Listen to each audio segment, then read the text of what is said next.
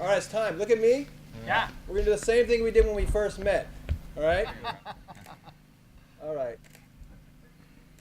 This is good. Everyone's good? Keep looking at me.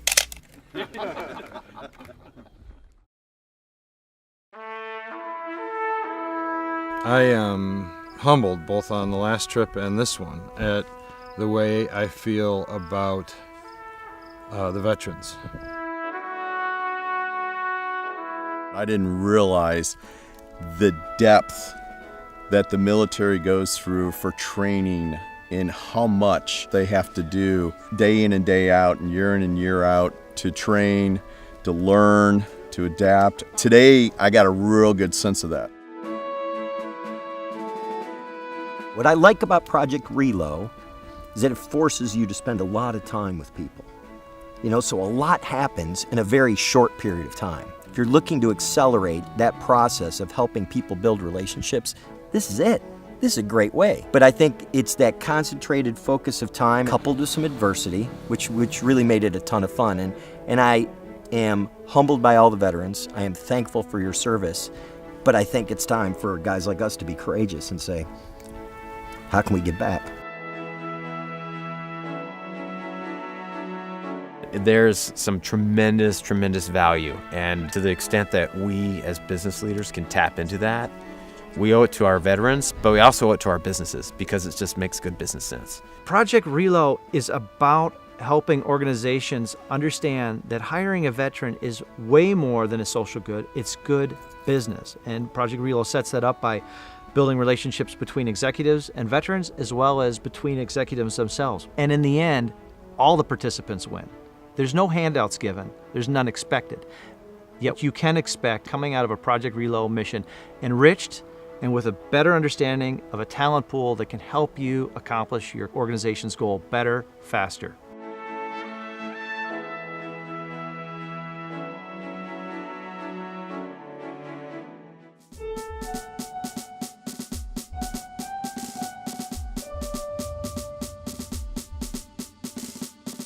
I wanted to be a part of something bigger than myself, so I enlisted into the Army back in 2001.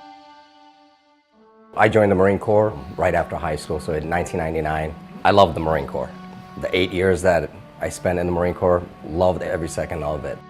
And I joined the Navy right out of high school, and immediately went overseas. I spent the next 27 years leading men and women all around the world, in countries in Asia and Europe, the United States. I mean, the most amazing experience. My military career started in 1990. I became an officer in the United States Marine Corps. I spent 3 years on Okinawa, and then went to the crossroads of the Marine Corps on Quantico, Virginia.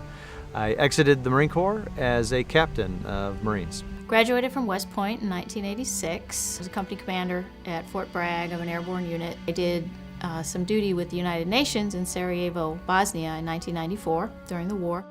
One of the qualities that I believe our servicemen and women can offer is a sense of mission, of purpose, of selflessness, of adaptability, resilience, and initiative. That's ingrained, and that's there from day one, and it's a core of what we do and what we believe in. And we can't be successful without it, so we spend a lot of time developing these young men and women from the first day they start, and to where it becomes a part of your life. And again, so that selflessness, that character that they bring, which is about team, esprit, and accomplishing something bigger than just the individual, is very, very valuable. You've got 19, 20-year-old kids who are, driving submarines. You've got people who are doing amazing things with tremendous consequences, and so their leadership skills are just so much more well-developed. It doesn't even compare to the normal workforce. Every 2 years, I had to go to a new job, a different career field. I had to learn it quickly.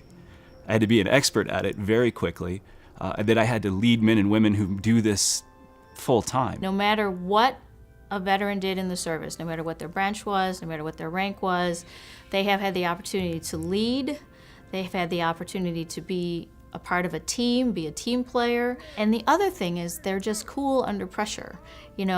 Nothing that we ever are going to do in the civilian world is quite as life-changing as serving in the military and being in a war zone and everything else. And so to come into an environment where they're not being shot at, where no one's life is at stake, if they apply that same level of perseverance and dedication to the mission, to their civilian job, they're rock stars.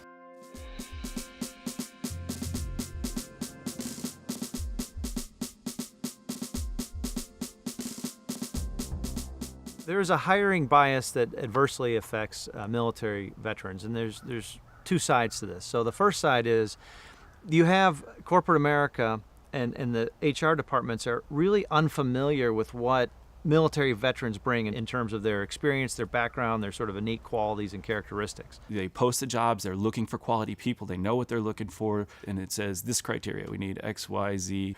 Well, the veterans jobs, we have 20 years of that experience and different categories and different names, and so those things unintentionally get screened out. So this level of automation that you're desiring to make it more efficient is actually reducing the quality of the candidates that you're getting. On the other hand, that bias is actually amplified by the fact that veterans are actually very poor at communicating outside of their respective language. So they speak in acronyms, they speak in sort of obscure terms, at least from a corporate perspective. And I was selected for a commission under a program called the Limited Duty Officer Program. Limited Duty Officer packaging for operations. And then I became AGR, which is the Active Guard and Reserve. Operations LDO. And not as an air controller, but as an intercept controller in the dogfights. Signal officer, an MP, as well as a military intelligence officer.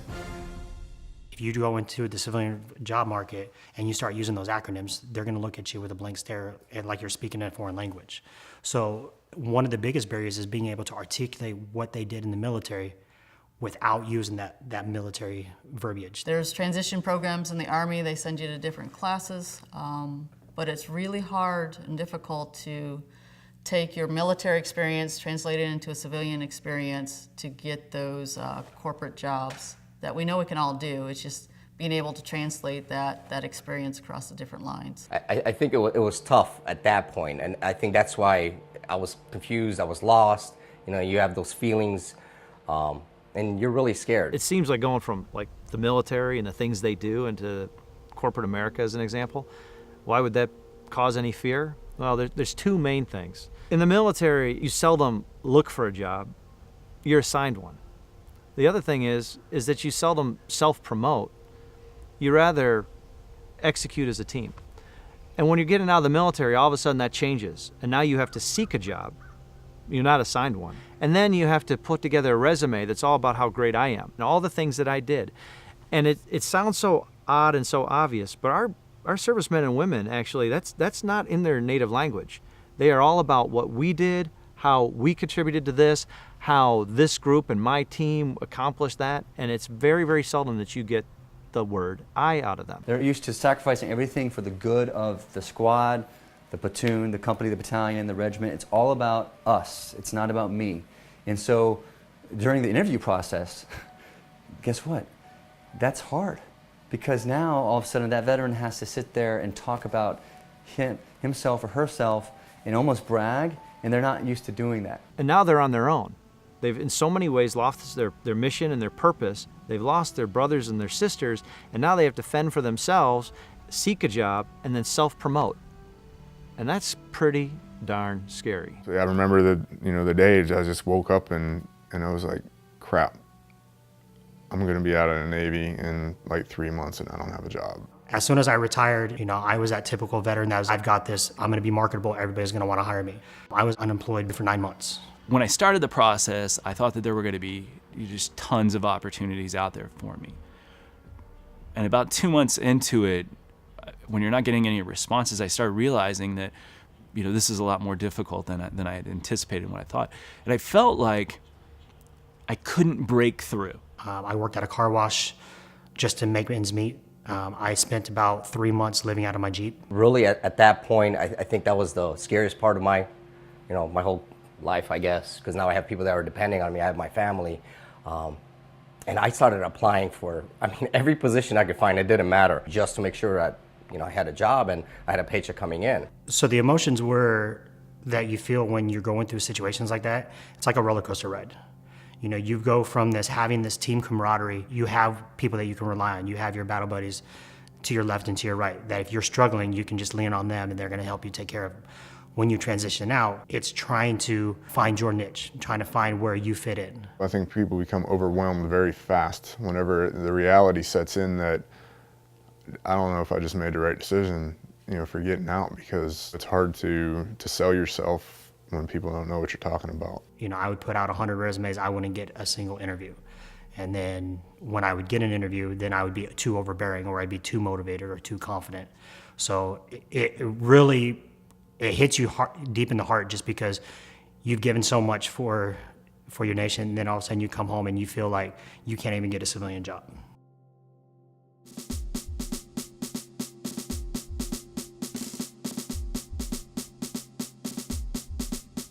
So in the United States right now, there's a little over 37,000 not-for-profit organizations dedicated to military causes. One thing that's common in everyone that we've seen is that they're all trying to do something for the veterans. Job placement, resume writing, skill building of some type. There's so many veterans out there. If you took each veteran individually and helped them get a job, okay, here, we're gonna help you get a job, we've got your resume ready, good. Now let's move on to the next one, to the next one. We have thousands of veterans. That process doesn't scale. What scales is when you get people at the top of the organization that said, this is what we're going to do. If we can get one executive to implement one of these policies and interview more veterans, we are going to be able to get 10, 20, 100 veterans hired with the same amount of effort. In the traditional way, may have impacted only 2 or 3. So if we can start at the top, bring those top leaderships into Project Reload so that they can collaborate together with some of the veterans that are going to be here. Together, they're going to be able to see, these are the type of leaders that I want in my organization. So we can get businesses to want to pull veterans in, as opposed to feeling like they're getting something pushed upon them. And what better way to do that than to bring the business community into an environment which is the natural environment of our military veterans. They are in their element, and they have natural leadership that they just exude in this element. When you have an experiential kind of event like Project Reload, where you go off in the woods and you do things and you get that emotional bond with people and you really see this stuff firsthand, that's when that lesson gets rooted very deeply in your DNA. And that's when you get real lasting change, because it's not superficial, it's cultural, it's embedded deeply. It's going to show these executives exactly what the veterans do, what these veterans have gone through. A lot of times the veterans are not going to be able to articulate what they did, but actually showing them what they did. Now they're going to have kind of that visual representation, say, okay, wow, this is something that veteran was having a hard time articulating to me, but now I'm being able to understand it. Because you really only know leadership when you see it, and that's why leadership by example is so important. We couldn't do this, say, in a conference room with easels and whiteboards and tell us about your experience. We have to actually experience it. And it is tremendously rewarding for the business folks that go on this. What the business executives really bring away from these trips is a sense of accomplishment, and they find themselves as followers. As a leader, one of the most difficult things to do is follow. And they find themselves not only the followers in this situation, but following these military veterans who are looking to get into the business community, but doing so in such a natural way that they don't even know they're doing it. At Project Reload, we create environments where there is a certain amount of adversity, both scripted and unscripted, where our participants have to work together and have to rely on one another. And in that working together and in that relying on one another, you will see organically people that will step up and demonstrate great selflessness, great teamwork, and great leadership. It is in these environments where real leadership is demonstrated and where you can really then assess that person and go, this is the cast of people we want to bring into our organization, because they really can lead us. I think it's easy to look at organizations like Project Reload and say, this is a way of giving back, doing right by our military veterans who give so much to us. And what do we do in return? And I guess you can look at it that way, but you can also look at it the way it actually is. It's just good business. Business benefits from hiring these men and women that have been so meticulously trained in the military that when they bring those capabilities and that training and they figure out how to use it to the greatest extent possible within their firms, business wins. And by the way, it benefits veterans too. It's true, it's just simply true that the best organizations are comprised of the best people. But sometimes the best people fail to connect with one another because they have preconceived biases, because they simply don't understand each other. And so by bringing you business executives here and bringing just great examples of veteran leadership, talent, and character, it builds bridges of understanding. It creates a deep appreciation. And when those two things happen, people start working together. Very beginning of the first day, you're all sort of discombobulated. You don't even know who you're partnered with or what vehicle you're supposed to be following, right? And it's just kind of like herding cats. And then ask yourselves how you all perform today. Now, each and every one of you, I know what we do here is a little unorthodox. We do these outdoor off-road curriculums. But how many of you didn't take some sense of pride by seeing the taillights in front of you and the headlights behind you, to see an arm signal and you to repeat it and you knowing what that meant? From my perspective, since I got out of the military, I have sought to replicate that sense of brother and sisterhood that I had in the Marine Corps. Because when I was in an organization that had that sense, I was part of an organization that could do anything. At Project Reload, we've already started to see the change in individuals that have participated. When an executive that has never really interfaced with a veteran comes out and says, holy cow, I have to hire more people like that person, you know you've made a difference. I can't tell you how many times I've heard someone in the business community say that they would hire this person irrespective of the job.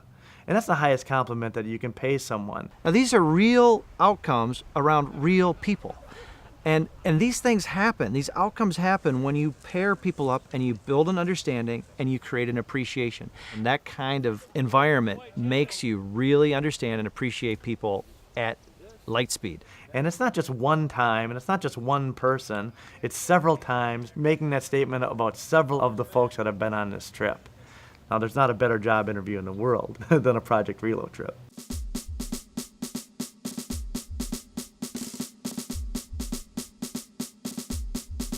So Project Reload is much more than just pairing executives and veterans. Of course, that's hugely important, but at the completion of each and every one of our missions, the collective group of executives commit to placing 100 veterans into the collective network. And that can take several different forms. That can be something as easy as, being part of your LinkedIn network where you can share networks. It can be mentoring, asking for advice, up to and hopefully including placing in employment within their companies or helping place them within their network. Far be it from me to say you can't have access to my network.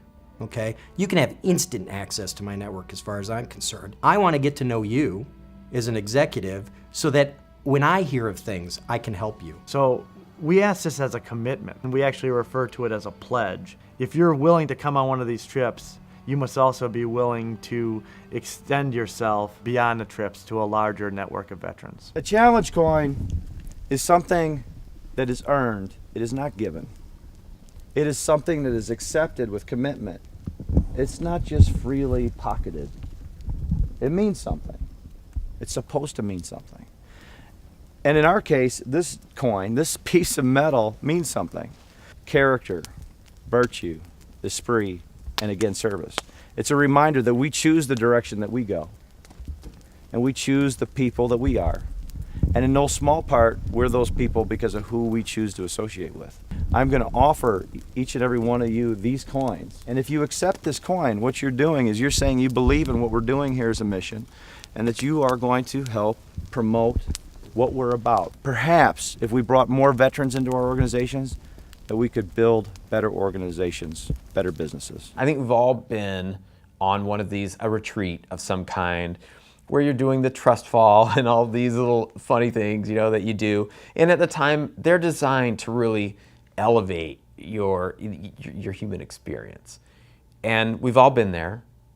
and you leave on a bit of a high, and the next day it's not quite as much, and the next day it's not quite as much, and then before you know it, you're back to the daily grind, and it's just something you've done in the past.